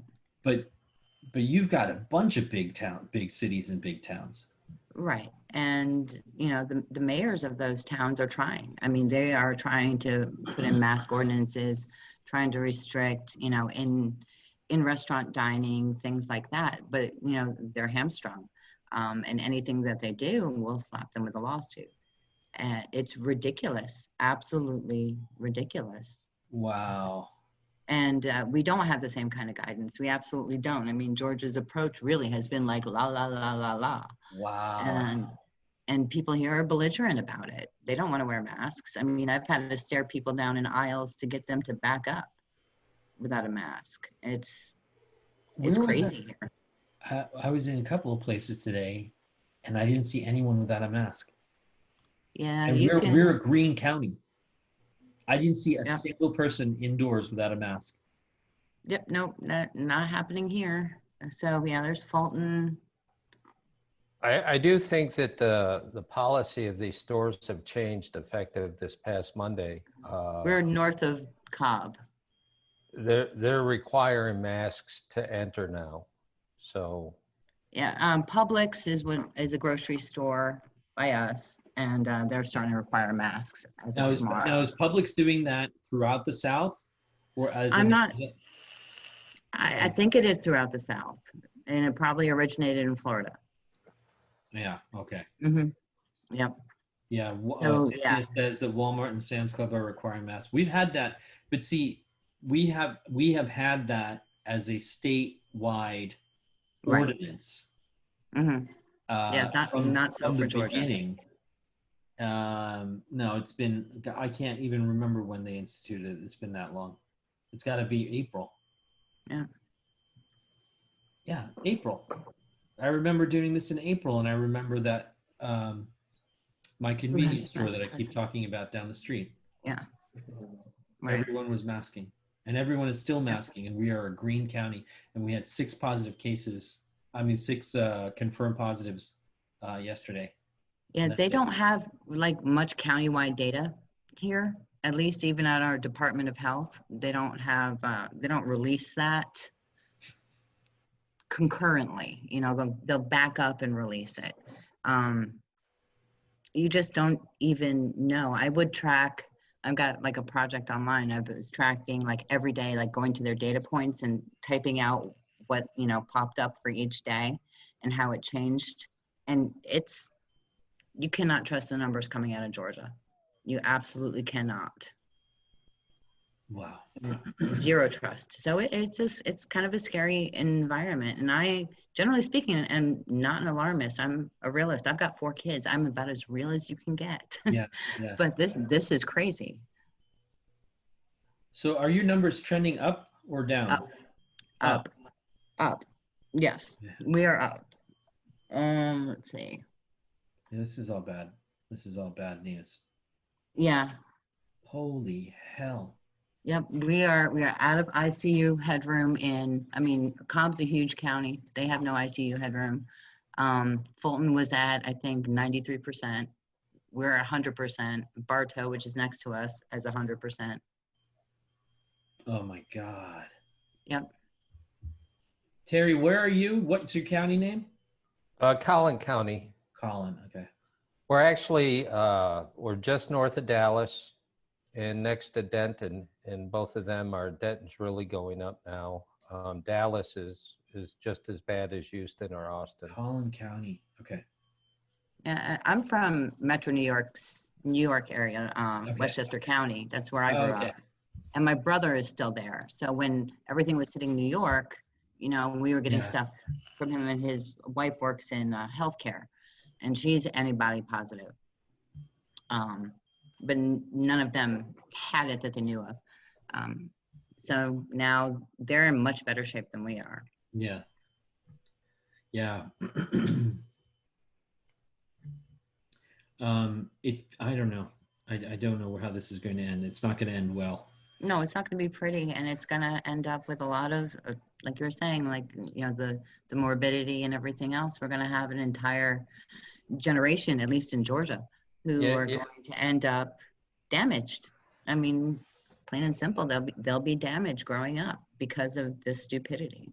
If all the kids go to school and being kids, they get it, they carry it, they spread it.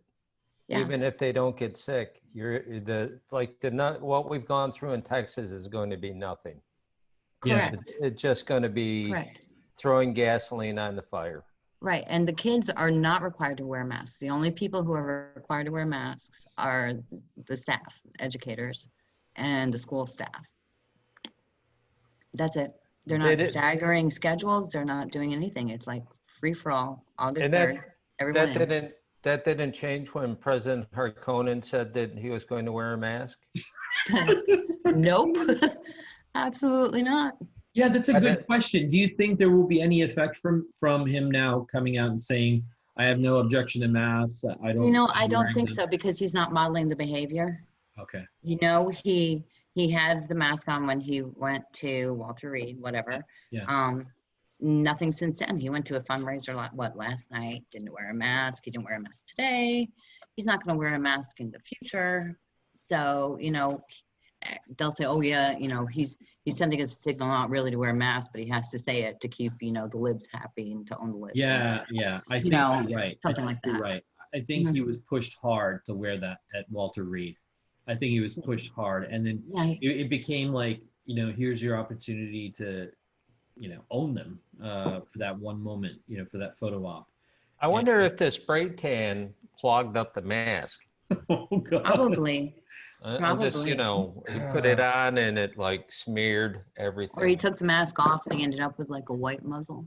You know, this whole the markets are totally undisturbed right now. Have you noticed? Oh, they're doing great. Have you noticed that? And that's so freaking weird. So at some point, Europe and Asia are going to declare themselves having moved past or having controlled the pandemic. I believe that will happen before the end of this year. I think that they want to do that because otherwise their fiscal year will end up being a wash. Not a wash, it'll be massive declines in their GDPs. So their governments are paying attention to economic impact now, and because, you know, that's the only way you can mitigate economic impact is if you bring this under control. Right. Like I just said, and I think that Leslie just chimed in as well with I don't think, and I think there's enough evidence, and maybe I didn't have enough. See, I don't know how to balance how much to put on a slide deck and how much to do it like this. I'd prefer to do it like this. It is, there's so much evidence now that from age 10 to 19, they are as able to get COVID and carry it, okay, and spread it as an adult. From age 1 to 10 or 1 to 9, they're less likely to spread it, but equally able to carry it, okay? And this has to do with the biophysics about the surface area of their respiratory system. Nothing else. Right. So it has to. Then there's the molecular stuff about having an immature ACE2 and neurohormonal axis and expression of the receptors that makes it less likely for them to go into this, you know, fulminant state of disease. Right? They don't get overwhelmed by the virus like adults do when they get sick. They get sniffly, they get coughy, they get fevery. 90% of them are like that, and then they get over it. And 10% get segregated into the mild, moderate, and severe, And then obviously we have what we talked about with multi-systemic inflammatory is Right. somewhere between 0.5% to 2%. But like when we talk percentages, it's all kind of smoke and mirrors.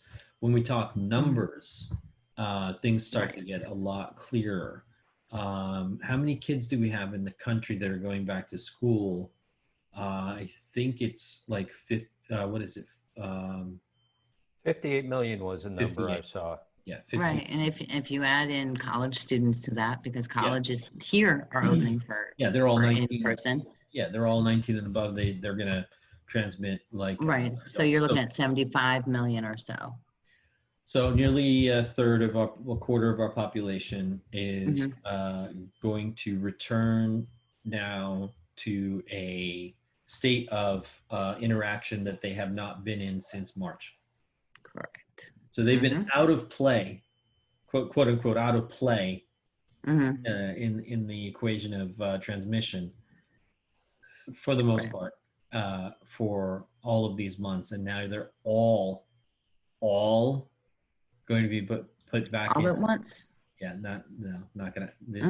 Is there somebody?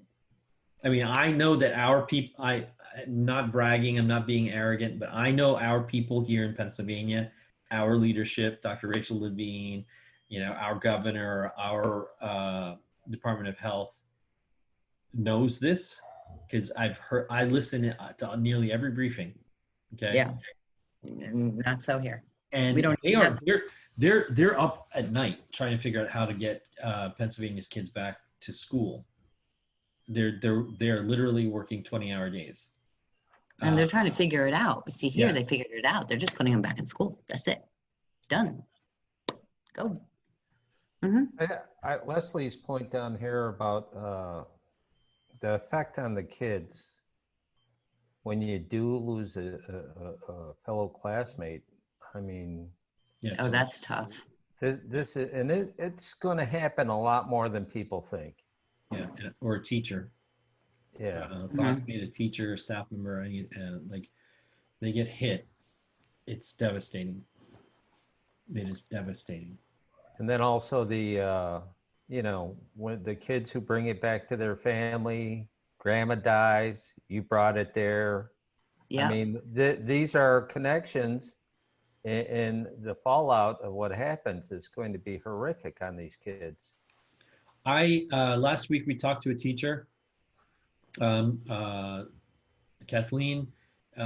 Well, she's retired, but I mean, she used to be a teacher, and but also she's still working in the school. Yeah, still works in school. Yeah. And she brought up the class sizes, and John brought up how the school just down here where he graduated from, and his mom used to teach in, the class sizes and the not just the classroom sizes, but the class sizes in terms of the number of students in 4th grade, 5th grade, all the way up. 30 plus kids, right? In a classroom, 30 plus kids, but in a 4th grade class or an 8th grade class, the number of total students is gigantic. It's enormous. It is. Yeah, it is here 600, 800 kids. So I sat after that and I thought about it, and I was like, okay, if I was in a district health officer role, am I confident that if I was given these circumstances that I could put everything in place in the next month, 5 weeks, let's just call it 4 weeks now, to ensure that all of the kids and staff are going to be safe through this school year. It literally has kept me up at night. I think that one of the things that I was looking at with that, and one of the things that I've heard from a bunch of my friends who are in education and teachers, when you get to what you would call the core curriculum, so your reading, writing, arithmetic, all of that, I think you've got an opportunity there to get kids in a classroom with a teacher and have 20 kids, one teacher, pre-tested for COVID, probably the safest environment in the school. right? You've got 21 people in, we talk about the bubble, right?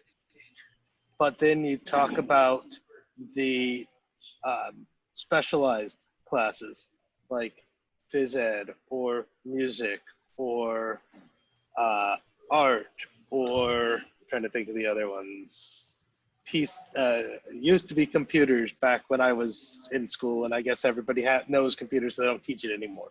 But whatever that is, you know, those teachers, like our library. So when I was in elementary school, one day a week, you went to your library special for half an hour, 45 minutes. And when you're in elementary school, the librarian would read to you and you introduce you to books and you learn about the Dewey Decimal System and you go find your book and check them out and all that.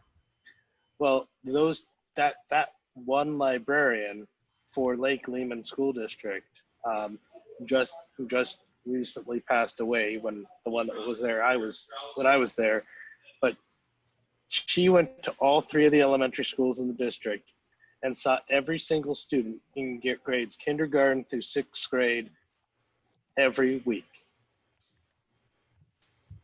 All of those students in the same room with the same teacher, with the same,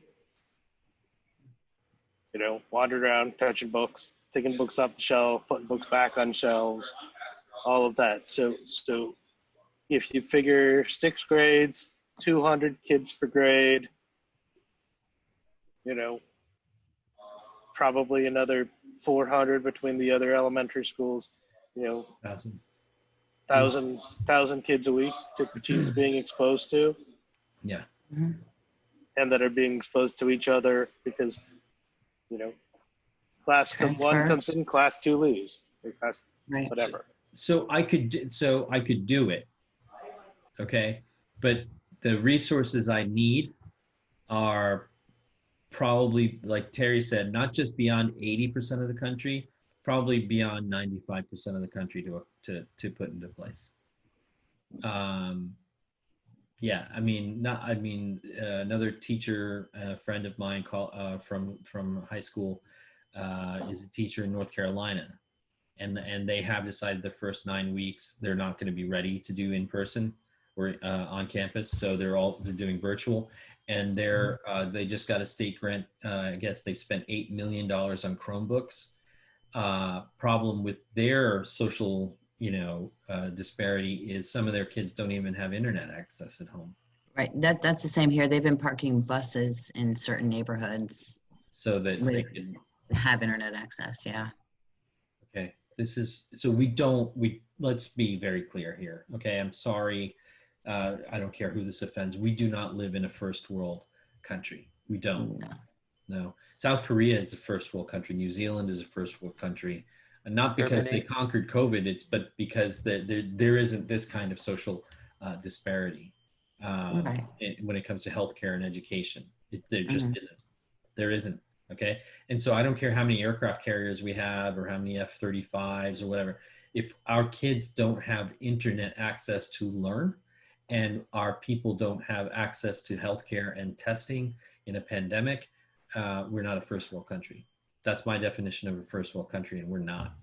So if you don't like it, I'm sorry, but that's just been the basics there. Let me show you something. So one of the things that we need lots and lots of, that Dr. Fauci spoke about, Dr. Mike Hansen also did a thing about, I don't know if I put it up yet, but it is this.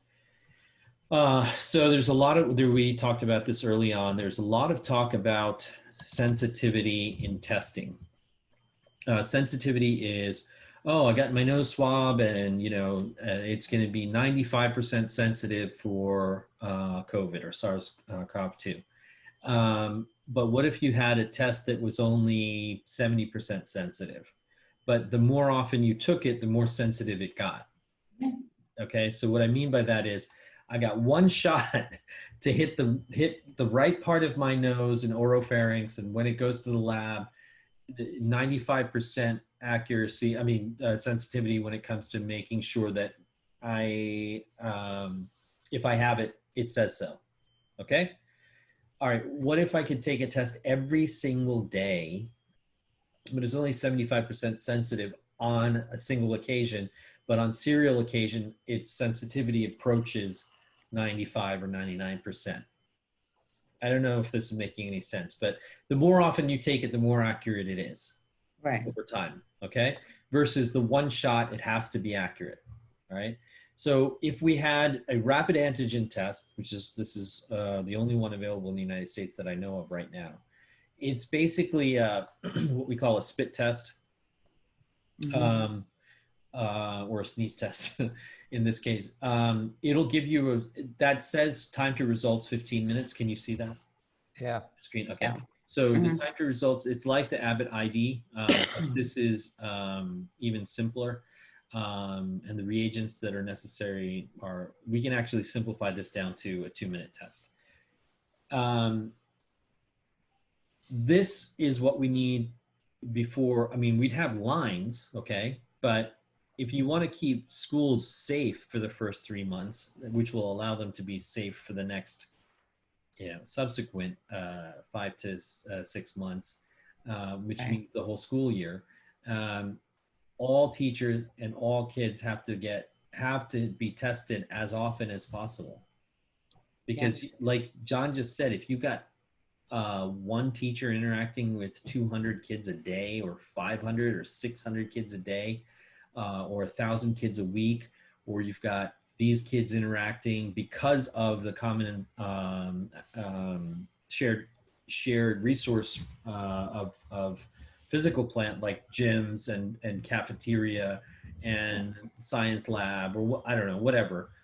You've got kids flowing through these spaces every single day, all going home to different, to different levels of education in their homes, different political views in their homes, different, socioeconomic environments between home and school, different levels of exposure. One mom works in a hospital, the other mom works in Walmart, the third mom works in a boutique. The levels of exposure of moms varies humongously from kid to kid. Right. The great equalizer is testing. Testing. So if the test misses a kid on day 1, but by day 3 it catches him, that's good enough. But because at least we haven't had that kid walking through school for 14 days untested. Right. Okay. So that's important. We're going to pool parties. That's big right here. Pool parties right now? Yeah, that's. Oh yeah. Yeah, I regret saying that's. Everybody's woohoo. They had and I only bring this up because of the numbers involved. They had a Bible camp in West Texas, and 82 kids came up positive. And the parents were upset, and the response from the people who ran the camp was, well, why'd you send them to camp while all this was going on? I saw that. Yeah. Yeah, but John, we're over. Are we closed out on Facebook yet? We're about to be. I was just gonna jump in after this comment and say, we are coming to the end of our time here today. Hold on, there we go. But we're gonna stick around for the after show, gloves off, masks on, whatever the hell we want to call it at this point. We've now de-evolved into whatever we're at. At this point in the evening. It's hot. It's like 90 degrees. We're good.